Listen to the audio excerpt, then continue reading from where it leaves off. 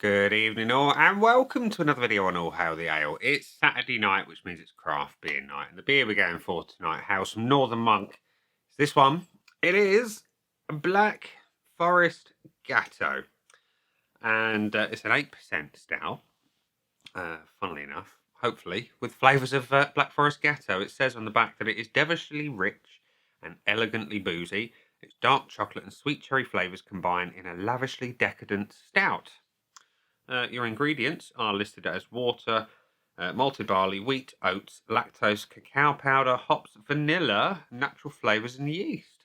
So, everything you would expect in a Black Forest Gateau stout. Now, I've had a few, should we say, not up to their usual standard Northern Monk beers from supermarkets lately. This one is also from a supermarket. It is from Sainsbury's. It was £3.75 or £4 a can, something like that. So will it be a redeemer? Let's find out. So I'm going to pour it into my favourite stout glass, which is my Titanic goblet, and the pour is dark. It's not pouring particularly heavy. Let's encourage a little head. Okay.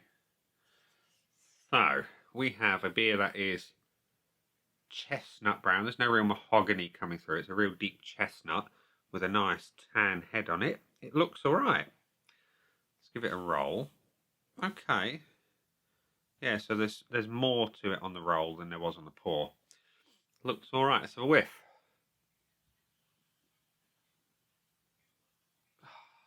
Chocolate. I'm getting huge chocolate, and understandably so. Hints of sweet vanilla. The cherries in the background. And that's almost like that Kirsch-like. It's got that kind of vibe where it's interacting with the chocolate.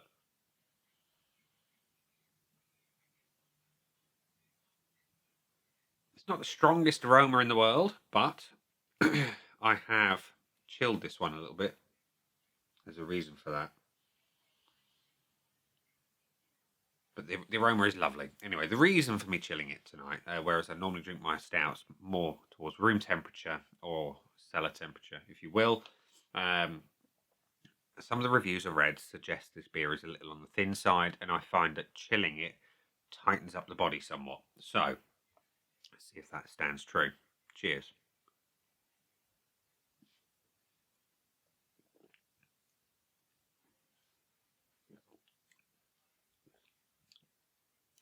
Body's decent. Body is decent. It's silky smooth, medium weight, not too heavy.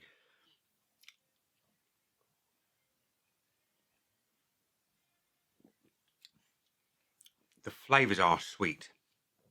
It's a real polar opposite of the aroma. The aroma is quite dark and bitter. The flavour profile, it's more sweet cherry. So whereas I've got very little of the cherry on the nose, it's all present in the flavour. And there's a vanilla behind it. It is creamy. It is sweet. The bitterness comes later, and I'm getting that now.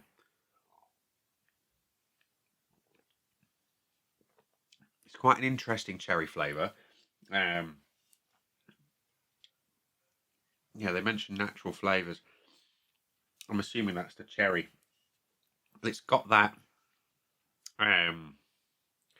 maraschino type flavour to it. Definitely a sweet stout lover's beer, this one. If you like them darker, maybe this one isn't for you. Unless you don't mind it just on the finish, because that's where all the bitterness is. It's all in the back end. It's all roasted malts, deep chocolate on the back end. So basically you get your pudding first and then your bitter later. I quite like that. I do. So we're going to go to the scoreboard of joy, which says there have been 1,500 check-ins overall, 7 from people I know, 379 average overall, 4 from the people I know have tried it. Where do I think it's going to be? Well, as always, we're going to go for the objective scoring on the looks, the aroma, the body, the taste, and the finish, with some possible bonuses if it does well enough. So first of all, we're going to judge it on the appearance. I'm just going to top it off just for good measure. It's not a bad looking beer. Let's be truthful. It's got a lovely dark chestnut brown sort of colour to the beer itself. And you've got a nice light tan head that's tight and compact. Go and have another close-up look. Yeah, look at that colour. It's lovely. So, I like it. There's nothing I dislike about the appearance of this beer, so I'm going to give the BFG a full point for the looks. The aroma, it's chocolate and vanilla. The cherry is a real background note. It's not the strongest aroma. I would prefer a little more of it, but maybe that would come out as the drink warms up. But for now, I'm going to give it the 0.75 because I just want more, please. The body, can't really fault it. You know, some of the reviews that said it was a bit on the thin side. Depends what you're looking for, really. If you want engine oil, you're going to have to pay more for your stout because it's going to need more of those ingredients to really up the body. But for a beer of this price point, can't fault it at all. Silky smooth, almost like milk chocolate in the mouth. Carbonation is low, but not too low. It works, and I'm going to give it a point. The taste, sweet up front, bitter towards the end, lots of cherry, lots of vanilla, and then the chocolate and the coffee from the malts. It's not a huge coffee. Not a huge coffee influence at all. It's very subtle. It's a nice, pleasant, sort of dark roasted malt profile. Would I change anything? I'm not sure. Not sure I would. I'm going to give it. I'm going to give it the 0.75, and I'll say why. It's two completely different experiences drinking it. Sweet and creamy up front, dark at the mid, sort of towards the end. And I would prefer it just to be a little bit more balanced overall and have a cohesive flavour. But it's still very, very good. And the finish is dark.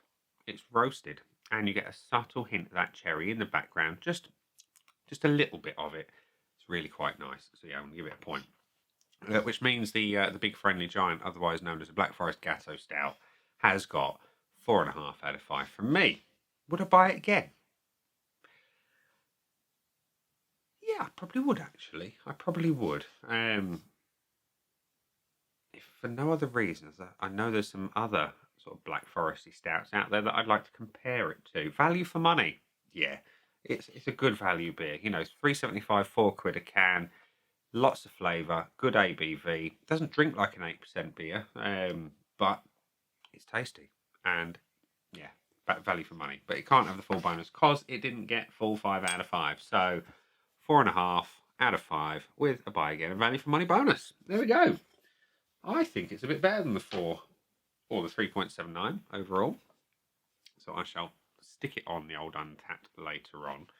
And yeah, give it some points that it deserves. And we're going to leave it there and say, that's been the beer, I've been me. Those down there are the buttons. You know exactly what to do with them by now. You've got your like, comment, dislike, and subscribe. Choose any combination of them if you wish. And I will see you again soon for another one. Bye for now.